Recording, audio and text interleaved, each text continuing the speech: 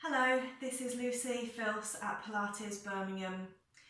When I'm doing my one-to-ones for people who are recovering from hip replacements, people who are dealing with lower back pain, and also people who have slip discs in the lower back or sciatica, one of the main questions I get asked is, how can I have a pain-free night's sleep? And so I'm going to make this video with some little tips on how that might be possible for you to do that. This is a really useful thing to get hold of.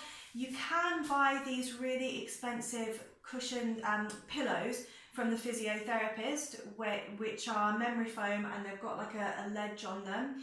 And it's great if you can find the right one that suits you. So do have a look around. I generally find something like this does a very similar job.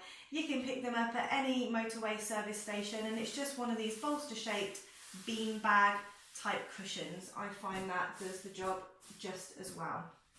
So I'm going to show you the position from lying down. The main things that we want to try and achieve to have a pain-free night's sleep is to make sure that the joints can be relaxed, there's no pressure or impingement on the sciatic nerve or the gluteal nerve, and that the femur can sit into the hip joint in a soft way. It's not locking out, because that's going to cause you hip pain, which is also going to cause you lower back pain as well. So when you come down onto your back, you want to get your little motorway service station cushion and really tuck it into the cervical spine, so right into the curve, into the neck, so that you're supporting round and into the neck. It helps the shoulders relax back and down. You want to get another cushion, another one of your pillows. You can just use a small cushion if you want to, and you want to pop that underneath your knees. So this, very simply, is a good way to lie in bed to not have any pain. When the knee joint is supported like this, it allows the femur to sit quite softly into the hip socket, so you're not overextending into your hip flexors. Your back comes into a neutral position, so your lower part of your spine, your lumbar spine, can still expand. We're not impeding the sciatic nerve or the gluteal nerve. Also, with the knees supported, we generally find that the feet and ankles can just relax. The feet can roll slightly out to the sides, and we don't tend to find we get any cramp or pain in the feet and the ankles. Just going to show you two common mistakes that people make. When they wake up in the night with lower back pain, they think, my back hurts, I need to support my back, and what they tend to do is bring a cushion up here and support the back. This is a big no-no, because it overextends the spine, which starts to compress the vertebrae in the lower back. You start to feel that you're pinching down into your sciatic nerve. Your femur is sitting at quite a strong angle into your hip joint, which starts to overextend your hip flexors. It can tilt your head forwards, and you end up in a position like this with your head. You get lockout in your knees, which is not nice for your knees, and it starts to hurt your feet and your ankles. So don't put a cushion under your back. Other things that people tend to do, particularly if they've had a hip replacement, this is all really sore. So they tend to want to pop the cushion under their bottoms.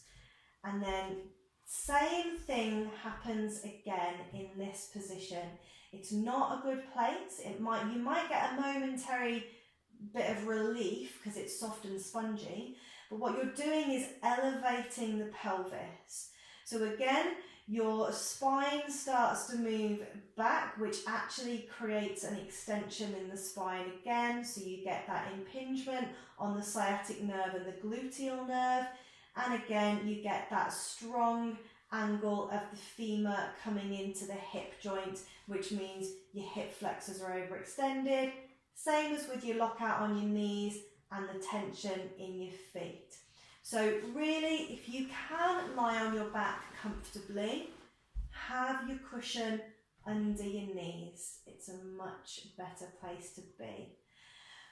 Those of you that don't like lying on your back, ways to work with that on your side is to pop your cushion in between your knees. Your little cushion, your bolster cushion, you're tucking right into your neck and you're taking your head right over the other side.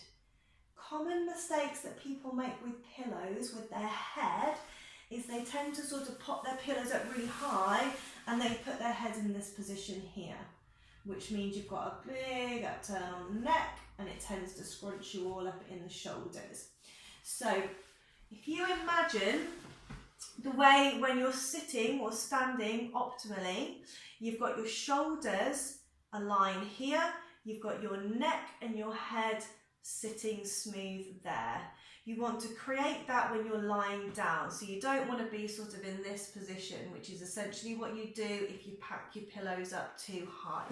So when you can pop that in the curve in the neck and hang your head over the other side, you can bring your shoulders into a stacked position and your neck sits in line and so does your head. With this cushion in between your knees, try and get that so that you can see, we get the knee coming out on the same level as the hip on hip height, which means we're supporting into the hip.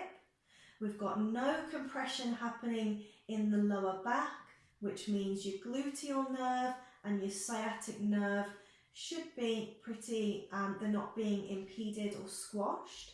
So we shouldn't get any shooting pain down the leg, and we should feel that the hip is quite supported. And also if you've got quite a big cushion like I've got here, you've got your ankles, the cushion in between your ankles as well, which means that support comes all the way down into the leg. I'll just show you what that looks like without the cushion, so you can see why it's not as healthy. If you've got your knees together, or even more so if you have your leg down here, you can see that the angle of the way that the thigh bone is resting into the hip joint is quite pronounced. So you get a big stretch across all of these muscles running down through the hip. But also these muscles that come through the pelvis that link on the hip flexor muscles, they link on to the lower back.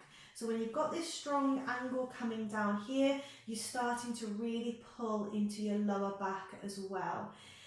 Your gluteal nerve, which can behave a little bit like the sciatic nerve, it can send pain from the back into the bottom and radiate down the leg to the feet.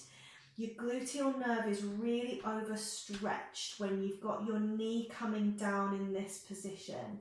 So you can get like a throbbing pain or sometimes even a shooting pain coming down the leg. So to stop all that, you've got your cushion in between your knees.